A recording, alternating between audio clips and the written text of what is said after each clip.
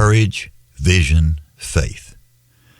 No one in American history so exemplified and magnified the courage, vision, and faith of the ancient biblical icon Joshua as did William F. Cody, Buffalo Bill. A brief review of Buffalo Bill's life and accomplishments creates the comparison.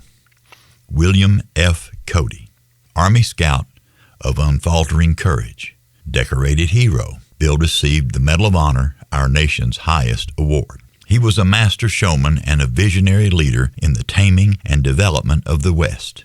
Bill believed in America and had faith in its future, and Bill Cody was a faithful, humble friend. By the turn of the 20th century, William F. Cody was arguably the most famous American in the world. No one symbolized the West for Americans and Europeans better than Buffalo Bill. Every American president from Ulysses S. Grant to Woodrow Wilson consulted Bill Cody on matters affecting the American West. Bill counted among his friends such artists and writers as Frederick Remington and Mark Twain. Buffalo Bill was honored by royalty, praised by military leaders, and feted by business tycoons. William F. Cody was America's ideal man, a courtly, chivalrous, self-made man who could shoot a gun and charm a crowd. Yet, as Annie Oakley put it, he was the simplest of men, as comfortable with cowboys as he was with kings. William F. Cody was the Joshua of his time. Joshua was the William F. Cody for the nation of Israel in their post-Exodus wilderness experience. Joshua was a courageous scout. The Holy Scriptures tell us when Moses sent 12 spies to scout the land of Canaan, only Joshua and Caleb believed the Israelites could conquer the land with God's help. Angered by the lack of faith of his people, God sent the Jews to wander in the wilderness for 40 years until that unfaithful generation had died. Only Joshua and Caleb of the Exodus generation survived to enter the Promised Land.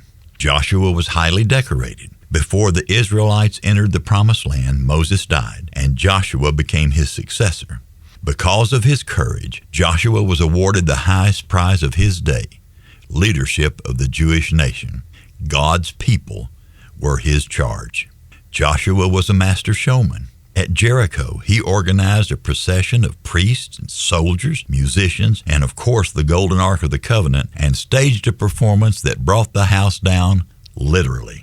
Joshua had a vision for and belief in God's people, and he had the ear of the supreme architect of the universe. Under Joshua's godly leadership, the Israelites conquered all nations in their path. At the Battle of Gibeon, God made the sun stand still in the sky for an entire day, so the Israelites, led by Joshua, could conquer their enemies.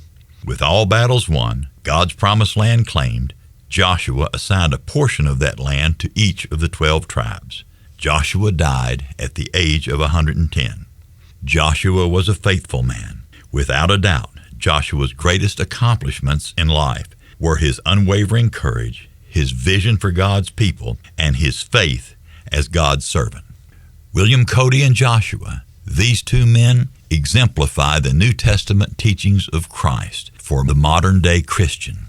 The Great Commission asks us today to go into all the world and proclaim the gospel. We call these modern-day scouts missionaries. Christ teaches courage through his life and sacrifice. Greater love hath no man than this, than he lay down his life for his friend.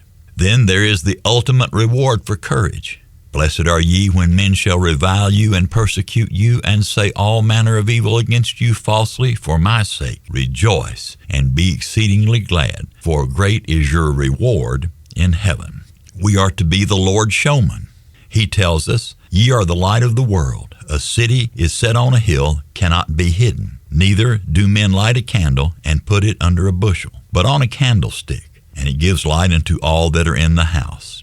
Let your light so shine before men that they may see your good works and glorify your Father which is in heaven. And I would remind you, this is a command, not a suggestion.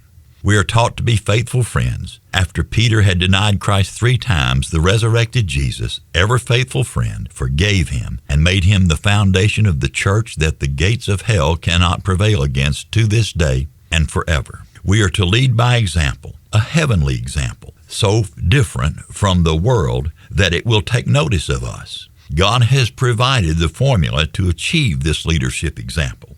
It's found in Chronicles. If my people, which are called by my name, shall humble themselves and pray and seek my face and turn from their wicked ways, then I will hear from heaven and will forgive their sins and will heal their land.